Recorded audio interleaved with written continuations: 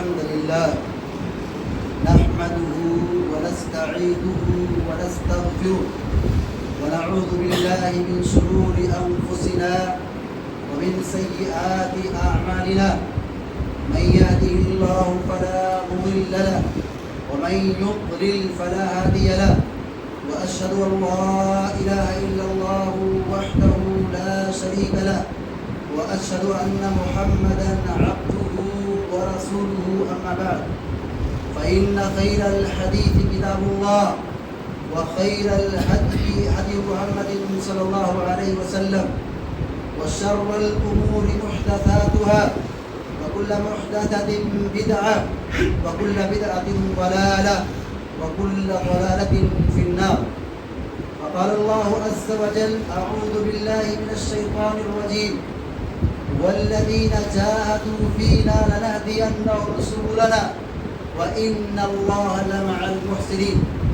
وقال جل وعلا في مقام آخر واعبد ربك حتى يأتيك اليقين.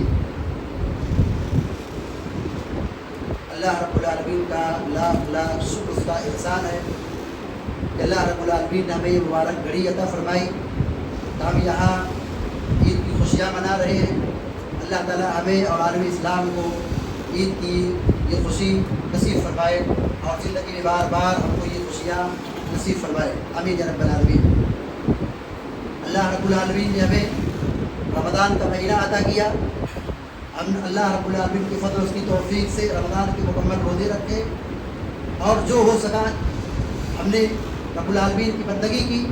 اب ہماری یہاں ذمہ داری بنتی ہے کہ اس کی قبولیت کے لیے رب العالمین سے خوب دعائیں کریں. ہمارے اسلاف کا معمول یہ تھا کہ رمضان پانے کے لیے 6 مہینہ پہلے دعائیں کرتے تھے اور رمضان جب پا لیتے اور رمضان میں کوئی عبادت کر لیتے رمضان کے بعد 6 مہینے تک وہ یہی دعا کرتے تھے کہ بار الہ ہماری ساری عبادتوں کو جو ہم نے رمضان میں کی ہے اسے تو قبول فرما لے. رمضان یہ ماہ تربیت ہے, یہ عبادت کا مہینہ ہے. اس مہینے میں ہم عام دنوں کے مقابلے میں زیادہ عبادت کرتے ہیں اور عبادت کرنا بھی چاہیے, لیکن یہ رمضان یہ تربیت کا مہینہ ہے. یہ ایک تربیتی کیمپ تھا کہ ہمیں زندگی کیسے گزارنی ہے. یہ رمضان ہمیں سکھاتا ہے, یہ روزہ ہمیں بتاتا ہے, سونے کا طریقہ بتاتا ہے, اٹھنے کا طریقہ بتاتا ہے, زندگی گزارنے کا طریقہ بتاتا ہے, کھانے کا طریقہ بتاتا ہے. رمضان یہ ہماری تربیت کے لیے آیا ہے. اللہ تبارک و تعالیٰ فرماتا ہے والذین جاہدوا فینا لنہدینہم سبلنا. جو لوگ ہمارے دین کے سلسلے میں محنت کرتے, اللہ تعالیٰ کہہ رہا ہے جو لوگ ہمارے دین کے سلسلے میں ہمارے راستے میں محنت کرتے ہیں, کوشش کرتے ہیں, تگ و دو کرتے ہیں, ہم انہیں توفیق دیتے ہیں, ان کے لیے آسانیاں فراہم کرتے ہیں, انہیں ہدایت دیتے ہیں, نیک توفیق دیتے ہیں. وَإِنَّ اللَّهَ لَمَعَ الْمُحْسِنِينَ. یقیناً اللہ تبارک و تعالیٰ احسان کرنے والوں کے ساتھ ہے. رمضان میں روزہ رکھنا کوئی آسان کام نہیں ہے. راتوں میں جا کر کے قیام کرنا مشکل کام ہے, آسان کام نہیں ہے. لیکن ہم نے ہمت کی 15 گھنٹے 14 گھنٹے کی روزہ رکھے, بنا کھائے پیے رہے, رات میں قیام کیے, فجر میں 1 گھنٹہ پہلے اٹھے, عام دنوں کے مقابلے میں 1 گھنٹہ لیٹ سوئے. یہ اللہ تبارک و تعالیٰ کی جانب سے توفیق ہے. ہم نے ہمت ٹھان لی, ہم نے کمر کس لی کہ یہ کرنا ہے. رات جاگے, دن میں کھانا پینا چھوڑے, قرآن کی تلاوت کیے, غریبوں کی مدد کیے, مال سے لوگوں کو فائدہ پہنچائے, اور رات میں قیام کیے, صبح جلد اٹھے, توبہ استغفار کیے, سحری کیے, دعائیں کیے. انسان جب کسی کام کو ٹھان لیتا ہے وہ کر گزرتا ہے. لیکن جب آدمی کے اندر سستی اور کاہلی آ جائے اور وہ پہلے سے اس کی نیت کھوٹ ہو کہ اٹھنا نہیں ہے فجر میں, تو ہزاروں الارم لگا لے جائے, لوگ جگا لیں, وہ نیند کھلنے والی نہیں. ہم پہلے سے ٹھان لیں کہ ہمیں یہ کام کرنا ہے, نیت اچھی ہوگی, نیت سچی ہوگی, عزم حوصلہ ہوگا, اللہ رب العالمین کی جانب سے مدد اور اس کی توفیق حاصل ہوگی. تو رمضان یہ تربیت کا مہینہ تھا. اب ہماری ذمہ داری بنتی ہے کہ ہم دیکھیں کہ رمضان کا ہماری زندگی میں کتنا زیادہ اثر ہوا ہے. ہم نیکی کے عادی ہو گئے تھے, نیکی کے ماحول میں تھے, نیکیوں کا سدا بہار موسم تھا, ہم نیکیاں کر رہے تھے. اب دیکھنا یہ کہ رمضان کے بعد اس رمضان کا, اس عبادت کا ہماری عملی زندگی میں کتنا اثر ہوتا ہے. ہم عبادت پر جم جائیں, دین پر مضبوطی سے قائم ہو جائیں, استقامت اختیار کریں, یہی اللہ تبارک و تعالیٰ کا حکم ہے، وَاعْبُدْ رَبَّكَ حَتَّىٰ يَأْتِيَكَ الْيَقِينُ، اپنے رب کی عبادت کرو یہاں تک کہ موت آ جائے۔ صرف عبادت کا موسم رمضان نہیں ہے، نماز روزے کا موسم صرف رمضان نہیں ہے، رمضان کے بعد بھی اللہ کی بندگی کرنی ہے، نمازوں کی پابندی کرنی ہے، اور جو عبادات ہے اس کی پابندی کرنی ہے۔ ہمارے اسلاف کہتے تھے کتنے برے ہیں وہ لوگ جو صرف اپنے رب کو رمضان میں پہنچاتے ہیں، جو رمضان میں نمازوں کی پابندی کرتے ہیں، رمضان میں نیک کام کرتے ہیں، وہ کتنے برے لوگ ہیں کہ وہ اللہ کو، اپنے رب کو صرف رمضان میں پہچانتے ہیں، بقیہ 11 مہینے میں رب کو بھول جاتے ہیں۔ وَلَا تَكُونُوا كَالَّذِينَ نَسُوا اللَّهَ، اللہ تعالیٰ کہہ رہا ہے خبردار تم لوگ ان لوگوں میں سے نہ ہو جاؤ جنہوں نے اپنے رب کو بھلا دیا ہے۔ اس جمعے اس عید الفطر کے خطبے میں جو پیغام ہمیں دینا ہے وہ یہ کہ ہم عبادت پر جم جائیں، توحید خالص پر جم جائیں، ایک اللہ کی بندگی کریں، خالص بندگی کریں، شرک سے بچیں، پیارے نبی صلی اللہ علیہ وسلم کی سنتوں کو مضبوطی سے پکڑ لیں، بدعات سے بچیں، اخلاص کے ساتھ کام کریں، مخلص بن جائیں، ریاکاری کے فتنے سے بچیں، اور اسی طریقے سے 5 وقتہ نمازوں کی پابندی کریں۔ حافظوا علی الصلوات والصلاۃ الوسطی وقوموا للہ قانتین، اللہ تعالیٰ ہمیں نصیحت کر رہا ہے کہ نمازوں کی حفاظت کرو، عصر کی نماز کی پابندی کرو، اور تم اللہ کے لیے مطیع و فرمانبردار ہو کر کے کھڑے ہو جاؤ۔ یہ اللہ تعالیٰ قرآن کریم بار بار حکم دے رہا ہے، نماز پڑھو، نماز پڑھو، نماز پڑھو۔ ہر موقع پر نماز پڑھنے کا حکم دیا گیا ہے، نماز کا حکم دیا گیا ہے، نماز اہم ترین عبادت ہے، نمازوں کی پابندی کریں، فجر کی نماز کی پابندی کریں۔ پیارے نبی صلی اللہ علیہ وسلم فرماتے ہیں جو آدمی فجر کی نماز پڑھ لیتا ہے وہ اللہ کی امان میں داخل ہو جاتا ہے، وہ شیطان کے شر سے محفوظ ہوتا ہے، اور جو فجر کی نماز چھوڑ کے سوتا ہے، صبح سورج نکل جاتا ہے اور وہ سوتے رہتا ہے، نماز نہیں پڑھتا ہے، شیطان اس کے کان میں پیشاب کر دیتا ہے، شیطان اس پر حاوی ہو جاتا ہے، مسلط ہو جاتا ہے۔ لہذا ہم اپنے آپ کو شیطان کے شر سے بچانے کے لیے اللہ سے جڑیں، اللہ سے قریب ہو، اللہ کے لیے سجدہ کریں، اللہ کی عبادت کریں۔ والذین آمنوا اشد حبا للہ، اگر ہم مومن ہیں تو ہمارے دل میں اللہ کی محبت ہونی چاہیے۔ جو مسلمان ہیں، جو اللہ پر ایمان لانے والے ہیں، وہ اللہ سے بہت زیادہ محبت کرتے ہیں۔ اسی طریقے سے حقوق کی ہم حفاظت کریں، حقوق کا خیال رکھیں، ہمارے اوپر بہت ساری ذمہ داریاں ہیں، بہت سارے حقوق ہیں، اللہ کا حق ادا کریں، مخلوق کا بھی حق ادا کریں۔ اللہ کے حق کے بعد، رسول کے حق کے بعد سب سے بڑا حق والدین کا ہے، ہم اپنے والدین کے ساتھ اچھا سلوک کریں۔ وہ لوگ، وہ نوجوان، وہ بچے جو اپنے ماں باپ کے ساتھ برا سلوک کرتے ہیں، یا روٹھے ہوئے ہیں، یا ناراض ہیں، یا ان کی نافرمانی کرتے ہیں، وہ رجوع ہو جائیں، اللہ سے معافی مانگیں، ماں باپ کو خوش رکھیں، ان کی اطاعت و پیروی کریں۔ یہ بات ہمیشہ یاد رکھیں، دنیا میں ترقی اور آخرت میں کامیابی اگر ہم چاہتے ہیں تو وہ ماں باپ کے ساتھ اچھا سلوک کرنے میں ہے۔ پیارے نبی علیہ السلام فرماتے ہیں ماں کے قدموں کے تلے جنت ہے، اور والد کے بارے میں آپ نے فرمایا ہے کہ والد ہی جنت کا بیچ کا دروازہ ہے۔ اب ہماری ذمہ داری ہے کہ اگر ہم اس کی کتنی حفاظت کرتے ہیں۔ اسی طریقے سے ہم صلہ رحمی کریں، اپنے رشتہ داروں کے ساتھ اچھا سلوک کریں، اپنی بیوی کے ساتھ اچھا سلوک کریں، اپنے گھر والوں کے ساتھ اچھا سلوک کریں، اولاد کی صحیح تربیت کریں، اولاد کے حقوق ادا کریں۔ اور اس موقع پر جہاں حقوق کی بات کی جا رہی ہے، وہی ایک ہماری بڑی ذمہ داری یہ ہے ہماری خواتین کی، کہ ہماری خواتین جو شادی شدہ ہیں وہ اپنے شوہروں کی اطاعت و پیروی کریں، شوہروں کا دل دکھا کر کے، شوہروں کی ناشکری کر کے، ان کی توہین کر کے، ان کی ناقدری کر کے انہیں کہیں دنیا میں بھی سکون نہیں ملے گا اور آخرت میں سکون نہیں ملے گا۔ شوہر کو راضی کریں، یہی جنت ہے۔ جنت کو پانے کے لیے شوہر کی اطاعت و پیروی عورت پر واجب ہے۔ پیارے نبی صلی اللہ علیہ وسلم فرماتے ہیں کہ عورت جب 5 وقتہ نماز کی پابندی کرے، رمضان کا روزہ رکھے، اور اپنی شرمگاہ کی حفاظت کرے، اور اپنے شوہر کی اطاعت کرے، قیامت دن کہا جائے گا تو جنت کے جس دروازے سے چاہو داخل ہو جاؤ۔ جنت پانے کے لیے عورت پر ضروری ہے کہ اپنے شوہر کی اطاعت و پیروی کرے۔ ایک شادی شدہ خاتون اللہ کے نبی علیہ السلام کے پاس آئی، پیارے نبی علیہ السلام نے ان کو نصیحت کیا کی؟ کہا دیکھو یہ تمہارے شوہر ہیں، یہی تمہاری جنت ہے، یہی تمہارے جہنم ہے۔ اگر ان کے ساتھ اچھا سلوک کرو گی جنت ملے گی، اور اگر شوہروں کی ناقدری، شوہروں کی توہین اور شوہروں کی مخالفت کرو گی، ان کا دل دکھاؤ گی، ان کی ناقدری کرو گی، ناشکری کرو گی، جنت نہیں ملے گی۔ یہ بات پیارے نبی صلی اللہ علیہ وسلم نے عید کے خطبے میں بیان فرمائی۔ پیارے نبی علیہ السلام فرماتا ہے عورتوں کی جماعت صدقہ کرو، کیونکہ میں نے تمہاری تعداد جہنم میں زیادہ دیکھی ہے، خواتین نے پوچھا اے اللہ کے نبی صلی اللہ علیہ وسلم ہم عورتوں کی تعداد جہنم میں زیادہ کیوں ہے؟ کیا وجہ، ہماری غلطی کیا ہے؟ پیارے نبی صلی اللہ علیہ وسلم نے فرمایا کہ تم شوہروں کی نافرمانی کرتی ہو اور کثرت سے لانتا کرتی ہو، جس کی بنیاد پر تمہاری تعداد جہنم میں زیادہ ہے۔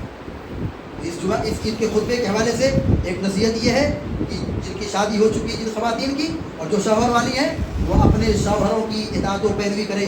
شوہر اپنے گھر والوں کے لیے، بال بچوں کے لیے، بیوی کے لیے کیا نہیں کرتا ہے؟ بارش کا موسم ہو گھر سے باہر نکلتا ہے، ٹھنڈی کا موسم ہو، طوفان ہو، کوئی بھی موسم ہو، ہر موسم کی سختی، گرمی، مصیبت، پریشانی برداشت کر کے، پسینہ بہا کر کے، خون بہا کر کے، لوکل ٹرین میں کھڑے ہو کر کے، سفر کر کے، کہاں نکل کر کے 4 پیسہ کما کر کے گھر لا کے کھلاتا پلاتا ہے، اور بیوی تانا مارے، بیوی توہین کرے، ایسی عورت اللہ تعالیٰ کے یہاں پسندیدہ نہیں ہے۔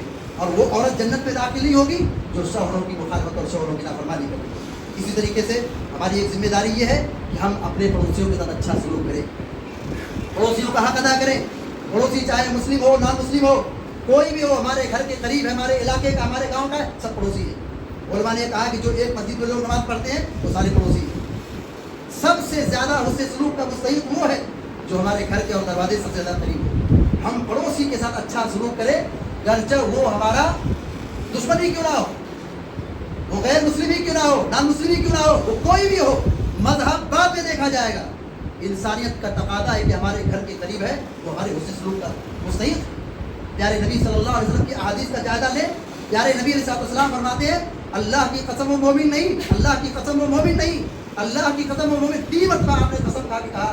اس کے بارے میں فرمایا، کہا اس کا پڑوسی اس کے شر سے محفوظ رہو، اسے مذہب نہیں دکھایا گیا۔ پیارے نبی علیہ السلام فرماتے ہیں وہ مومن نہیں ہے جو پیٹ بھر کر کے کھانا کھاتا ہے اور اس کا پڑوسی بھوکا سوتا ہے، اس میں مذہب نہیں بتایا گیا کہ وہ مسلمان ہے کہ وہ غیر مسلم ہے۔ کوئی بھی کسی بھی دین دھرم سے تعلق رکھنے والا ہو، ہمارا پڑوسی ہے، ہمارا پڑوسی ہے، اس کے ساتھ اچھا سلوک کرنا یہ ہمارا فریضہ ہے اور اسلام کا یہ حکم ہے۔ اسی طریقے سے ہم حلال کمائیں اور حلال کما کر کے اللہ کی راہ میں مال خرچ کریں۔ اللہ تعالیٰ قرآن کریم میں کتنی بار کہا ہے نماز پڑھو زکوٰۃ دو، نماز پڑھو زکوٰۃ دو، خرچ کرو لٹاؤ، اللہ کی راہ میں خرچ کرو، مسکینوں پر، غریبوں پر، یتیموں پر، بیواؤں پر۔ کتنی آیتیں ایسی موجود جہاں پہ اللہ تعالیٰ نے کہا مال خرچ کرو، مال خرچ کرو۔ ہمارے دین میں بڑی تاکید کی گئی ہے مال کمائیں۔ اسلام چاہتا ہے کہ لوگ مالدار بنے اور مالدار بن کر کے حج کریں، عمرہ کریں، زکوٰۃ دیں، صدقہ دیں اور اپنے معاشرے کے غریبوں کا خیال رکھیں۔ اس سے اللہ کی رحمتیں نازل ہوں گی۔ ہم خرچ کریں گے، اللہ کی رحمتیں نازل ہوں گی، فرشتوں کی دعائیں ملے گی۔ هل تنصرون وترزقون الا بضعفائكم۔ ورنہ نظریہ یہ ہے، لوگوں کا مزاج یہ ہے کہ لوگ غریبوں کو بوجھ سمجھتے ہیں، مسکینوں اور بیواؤں اور یتیموں کو بوجھ سمجھتے ہیں، ان پر خرچ کرنے کو بوجھ سمجھتے ہیں، تنگ دلی سمجھتے ہیں۔ اللہ کے نبی علیہ السلام فرماتے ہیں هل تنصرون وترزقون الا بضعفائكم۔ یہ غریب، یہ کمزور، یہ مسکین، یہ لاچار، یہ بیوائیں، یہ یتیم، یہ جو مستحق لوگ ہیں، یہ مجبور لوگ جو ہیں، یہ بوجھ نہیں ہمارے ہیں، یہ تو اللہ کی رحمتوں کے نزول کا سبب ہے۔ تمہاری مدد نہیں ہوتی ہے مگر ان مسکینوں کی وجہ سے، ان کمزوروں کی وجہ سے، تمہیں روزی نہیں ملتی ہے مگر ان غریبوں کی وجہ سے۔ یہ کون کہہ رہا ہے؟ امام الانبیاء جناب محمد رسول اللہ صلی اللہ علیہ وسلم بیان فرما رہے ہیں۔ لہذا ہم کمائیں، کما کر کے مال کا حق ادا کریں، غریبوں کا خیال رکھیں۔ اسی طریقے سے ایک نصیحت اس موقع پر یہ کی جائے گی کہ ہمارے نوجوان رقص اور نشہ کی لت سے بچیں۔ والد اور سرپرست ہونے کے ناطے ہماری ذمہ داری ہے کہ ہم اپنی اولاد کی صحیح تربیت کریں، دیکھیں کہ یہ بچہ کس کے ساتھ جاتا ہے، یہ میرا بیٹا ہے کس کے ساتھ رہتا ہے۔ رقص اور نشہ کی لعنت سے لوگوں کو بچائیں۔ معاشرہ ہمارا ایسا ہو کہ کہیں بھی کوئی نشیڑی نہ ملے، کہیں کوئی ایسا شرابی نہ ملے۔ معاشرہ ہمارا ایسا ہو جو نشے کی لعنت سے پاک ہو۔ وہ لوگ جو نشے کی لت میں داخل ہو گئے، وہ ان کا گھر بھی پریشان ہے، ان کے رشتے دار بھی پریشان ہے اور ان کا سماج اور معاشرہ بھی پریشان ہے، اور دنیا تباہ ہو رہی تھی نشہ کی لت کی وجہ سے۔ پیارے نبی صلی اللہ علیہ وسلم نے نشہ کے حوالے سے کتنی سخت وعید بیان فرمائی ہے، شراب کے حوالے سے کتنی سنگینیں بتائی ہیں، اسلام نے شراب کے بارے میں کتنی ہولناکیاں بتائی ہیں۔ ضرورت ہے کہ ہمارا معاشرہ نشے کی لت سے پاک صاف ہو۔ بالخصوص نوجوانوں کے لیے یہ نصیحت ہے کہ نوجوان نشہ کے جو عادی ہیں وہ اللہ کے لیے چھوڑ دیں، نشہ سے اپنے آپ کو بچائیں۔ اور اس طریقے سے ایک ذمہ داری ہماری یہ ہے کہ ہم تعلیم میں مضبوطی دکھائیں، تعلیم میں ترقی کریں، پڑھیں، خوب پڑھیں۔ اسلام منع نہیں کرتا. خوب پڑھیں, جتنا پڑھنا ہے پڑھیں. پہلے اپنے رب کو پہچانیں, اپنے رب کا حق ادا کریں, دین کو سیکھیں. دین کو جاننے کے ساتھ, دین پر چلنے کے ساتھ جتنے بھی علوم ہیں جو جائز ہیں, جو ہماری ضرورت ہے, ہم دین کا علم سیکھنے کے ساتھ دنیا کے جتنے علوم ہیں جو ہماری ضرورت ہے, ہم اس میں خوب ترقی کریں, اپنا نام کمائیں, اپنے معاشرے کا نام کمائیں, اپنے والدین کی عزت بخشیں اور اپنے ملک کی ترقی کریں. اسی تعلیم اور تربیت کے ذریعے سے ہمارا ملک ترقی ہوگا اور ہم ترقی کریں گے. اور اسی طریقے سے ہماری ایک نصیحت یہ بھی ہے کہ بری صحبت سے, برے لوگوں کے ساتھ رہنے سے اپنے آپ کو بچائیں. اپنی اولاد کی بھی صحیح تربیت کریں اور برے لوگوں کے ساتھ نہ رہیں اور نہ اپنی اولاد برے لوگوں کے ساتھ رکھیں. کیا ہوگا, جب بری صحبت لگ جائے گی تو اس برائی کا اثر کہیں نہ کہیں ضرور قبول کرے گا. بری صحبت سے بچانا ہے. اسی طریقے سے شادی کو آسان بنائیں, رسومات اور خرافات سے اپنے آپ کو بچا کر کے خالص بالکل سنت کی روشنی میں شادیوں کو آسان بنا کر کے, جو نوجوانوں کی شادیاں تاخیر سے ہوتی ہیں یا جو بیٹیوں کی شادیاں تاخیر سے ہوتی ہے, اس سے کتنی برائیاں جنم لے رہی ہیں, کتنی برائیاں پھیل رہی ہیں. ہوش کے ناخن لینے کی ضرورت ہے کہ ہمارا معاشرہ ایسا ہو کہ سماج میں کوئی کنوارا اور کوئی کنواری نہ رہے. شادی آسان ہونی چاہیے.